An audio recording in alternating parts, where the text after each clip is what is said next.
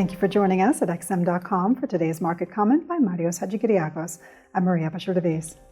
Global markets continue to grapple with a variety of risk factors, from geopolitical tensions to a softer economic data pulse, although the most pressing question for traders is whether yields on government bonds have peaked for this cycle.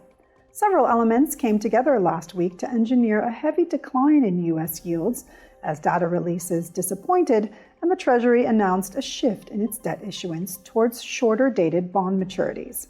But this week, the tables have turned, and yields are marching higher once again, helping to breathe life back into the U.S. dollar while dampening demand for non-yielding assets like gold. In terms of economic performance, the U.S. dollar still has the upper hand over other currencies. Even accounting for signs of an impending slowdown in growth and slightly looser labor market conditions, the U.S. economy remains stronger than other regions, such as Europe, where downside risks have started to materialize. Over the past month, gold and oil prices have acted as barometers for geopolitical tensions in financial markets, as the risk of escalation in the Middle East simultaneously fueled safe haven demand and raised concerns about disruptions in local energy production.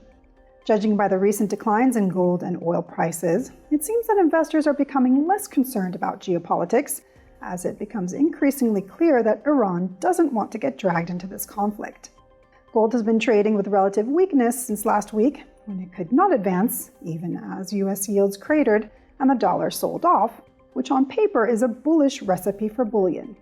Hence, it appears these positive effects were eclipsed by something even stronger, most likely speculators unloading gold positions as the geopolitical risks did not intensify.